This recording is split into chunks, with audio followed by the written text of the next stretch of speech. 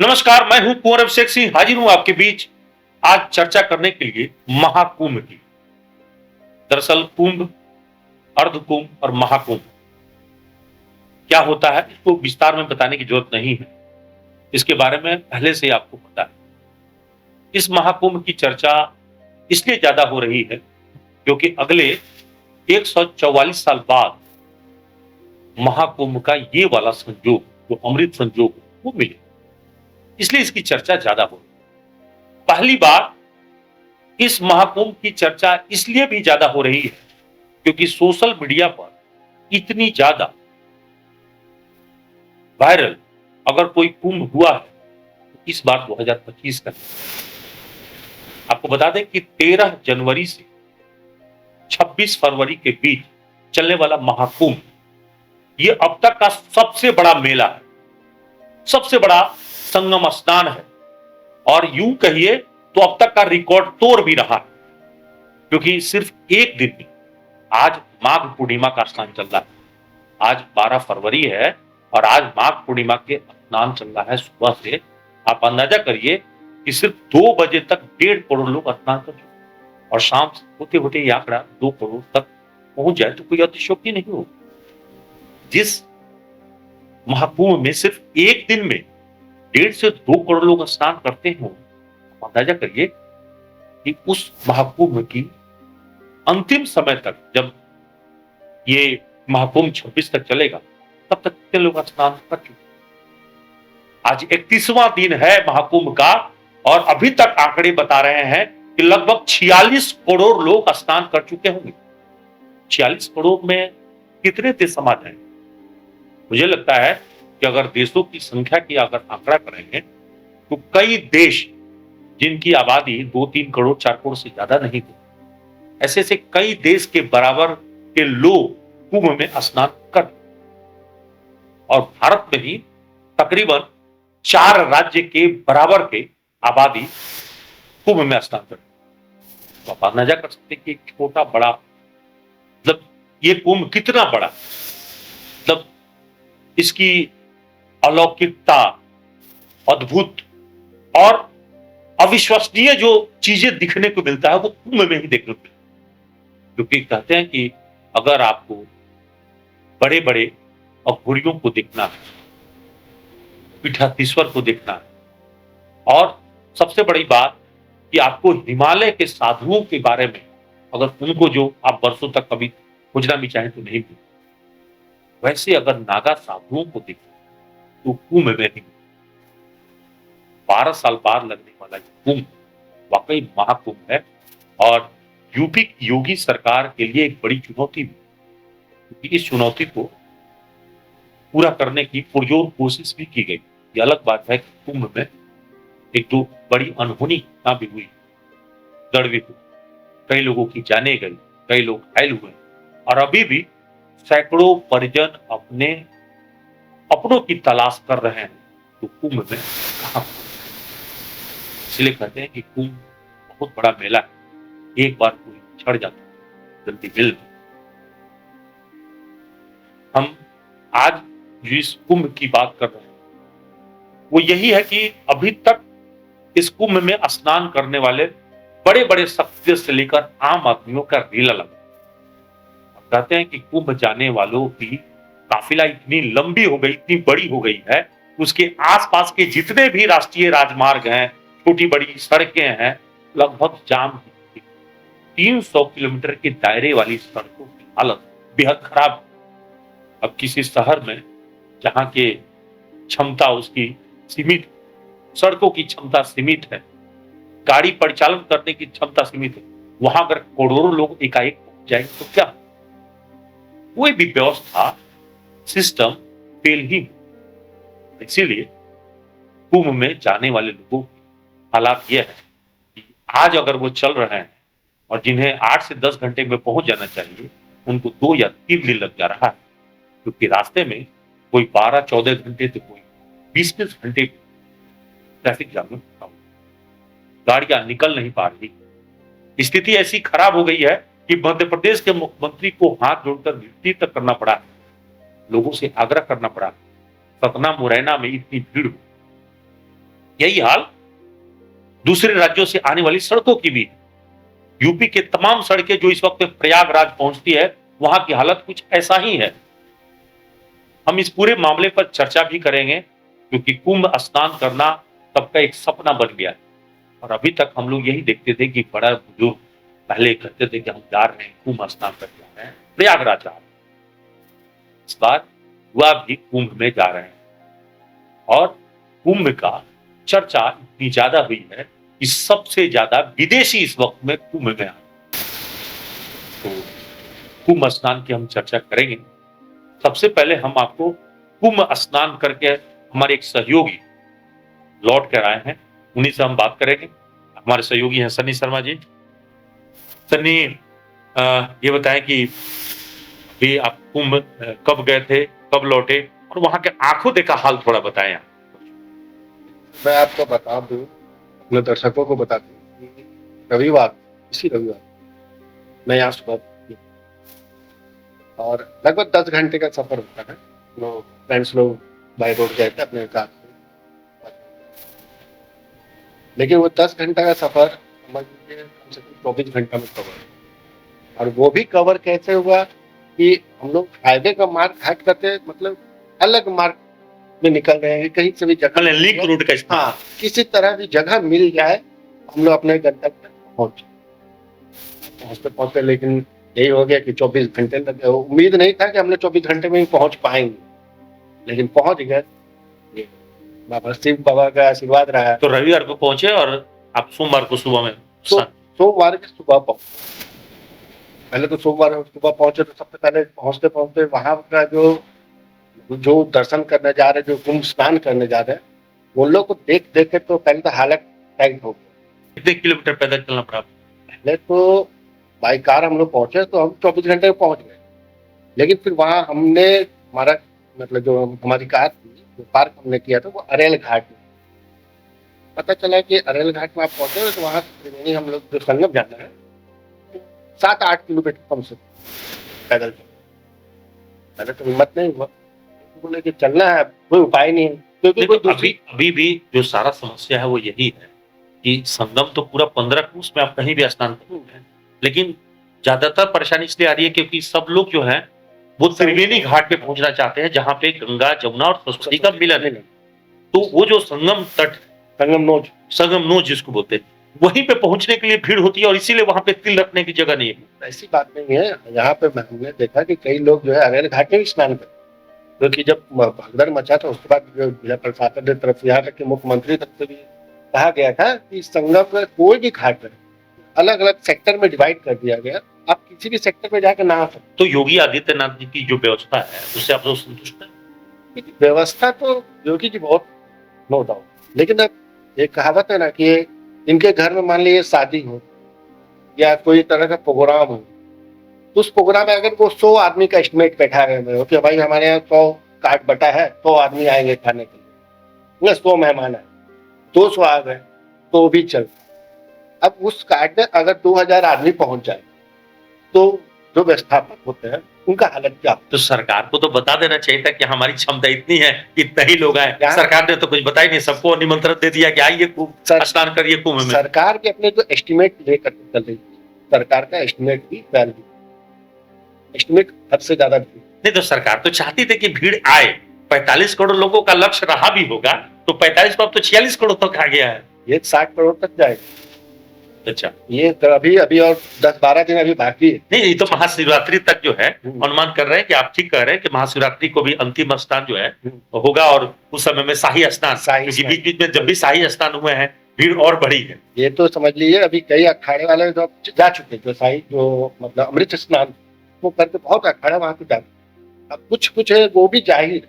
बावजूद इसके लिए क्या है कि सोशल मीडिया में जो रील्स ये सब जो वायरल हो, आदमी लोग के जो उत्तेजना जाग रहा है, उत्सुकता है। हाँ, महाकुंभ तो हर साल लगता है, नासिक में भी लगता है, हरिद्वार में भी लगता है, सब जगह लगता है, लेकिन इतनी भीड़ कभी नहीं। मतलब इसकी उत्सुकता जो है वो एक तरह से कहें कि इंटरनेट मीडिया से ज्यादा, इंटरनेट मीडिया से बहुत ज्यादा फैला। मैं जैसा देख रहा हूँ, क्योंकि रास्ते में यहाँ पे 8-8 घंटा 9-9 घंटा आदमी जाम में था, मैं अपना मोबाइल स्विच ऑफ करके तो बैटरी चेक कर, लेकिन बहुत आदमी को देख रहे थे बाहर निकल के वीडियो बना रहे, इस वक्त मैं 8 घंटे जाम में फंसा हूँ, इस वक्त मैं 10 घंटे।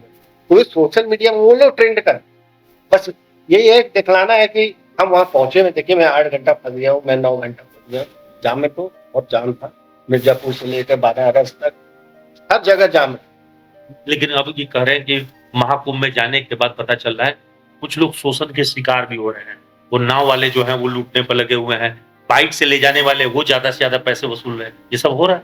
में क्या हो रहा है, आपदा में अवसर तक। अच्छा, आपदा अवसर ये हाल इस तरह से कोरोना काल में हुआ, कई लोग कमाने खाने बैठ गए।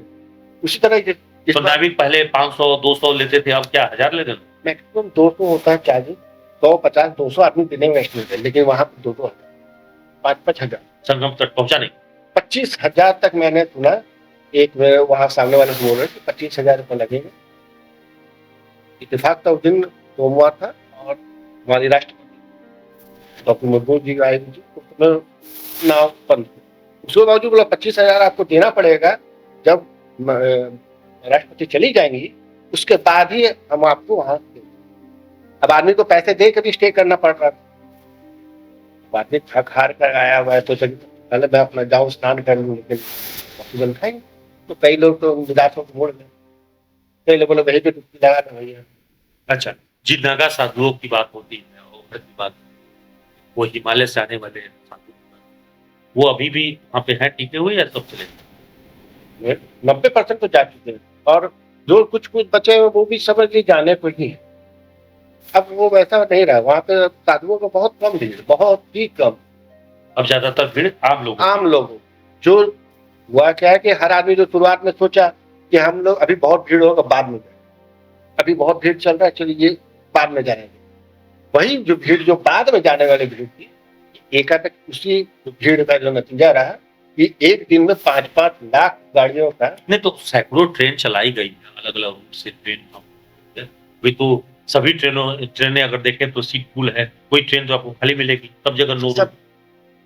ऑल टू ऑल जितने भी ट्रेनें जा रही हैं, सोशल मीडिया वीडियो भेजे, तो हम कहते हैं कि अगर ट्रेनों की संख्या बढ़ाने के बाद, बसेस की संख्या बढ़ाने के बाद लोग पर्सनल कार लेके जा रहे हैं, इसलिए ज्यादा ट्रैफिक कार लेके भी जा रहे हैं। ट्रेन की संख्या बढ़ाना चाहिए निश्चित तौर पे। कार में सबसे बड़ा माइनस पॉइंट ये है टोल, जितने भी टोल प्लाजा मैंने देखा अधिकतर जाम टोल प्लाजा में ही लगा। टोल प्लाजा के चक्कर में जाम जो है 30 किलोमीटर 40 किलोमीटर 50 किलोमीटर 100 किलोमीटर जाम पहुंच टोल प्लाजा।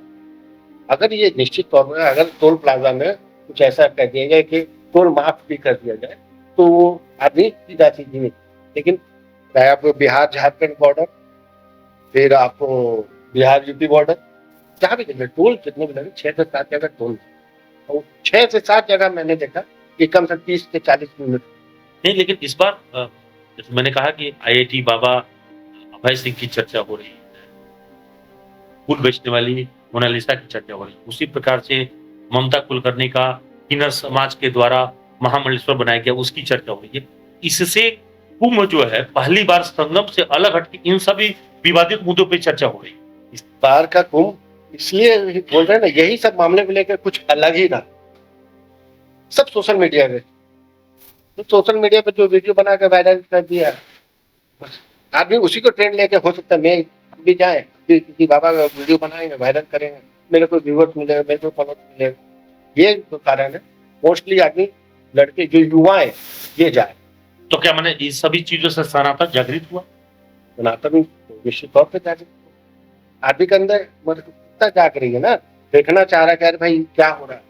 तो क्या सरकार दिखाना चाहती थी कि हिंदू पोलराइज हुए हैं, सनातन जाग रहा है, और कुंभ के बहाने एक ताकत भी प्रदर्शित किया गया, ये सब हुआ है? लेकिन निश्चित तौर पे एक तरह से देखा जाए तो ताकत जो है मतलब हिंदू को एकता करने एक वो मतलब समझ लीजिए प्रयागराज है ना। नहीं, अच्छी बात तो है कि भाई यहाँ पे कुंभ स्नान करने वालों में कोई जाति पाति धर्म का कोई विभेद नहीं है, और सब कोई एकाकार के तौर पे दिख रहा है। वहां पे तो एक चीज तो है, मैंने देखा वहां कि आदमी तमिलनाडु से ठीक है, विदेश से पहुंचे वो समझ, लेकिन तमिल की साइड से आ रहा है, आपको राजस्थान महाराष्ट्र गुजरात, देश का ऐसा कोई कोना नहीं जहाँ बड़े बस भर के आ, तो निश्चित तौर पे एक तरीका से आदमी के अंदर अट्रैक्शन जागा है ना, बस वो जो अट्रैक्शन जगाना था वो काम हो रहा है। तो इसीलिए मतलब उत्सुकता बस कुंभ लोग जा रहे हैं,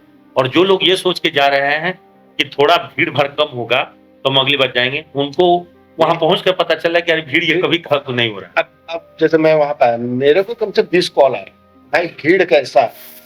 हमारे भाई भीड़ तो ऐसा है, मैं किसी को ना भी नहीं कर सकता और हाँ भी नहीं। आपके अंदर क्षमता है, चलने की क्षमता है, क्योंकि मैं वहां से कम से कम 8 से 10 किलोमीटर चला हूँ, फिर वापस आया हूँ। तो चलने की क्षमता, जाम में फंसने की क्षमता, ट्रेन में भी है 6-7 घंटा, अगर आपको सीट मिल जाए तो ठीक है, ना मिले हरासमेंट होकर जाने की क्षमता। अगर आपके अंदर क्षमता सहना है, हिम्मत है, तो आप जाओ। तो आप अगर आप फाइनली अगर इस पे हम चर्चा करें तो कुंभ इस बार किस रूप में याद किया जाए?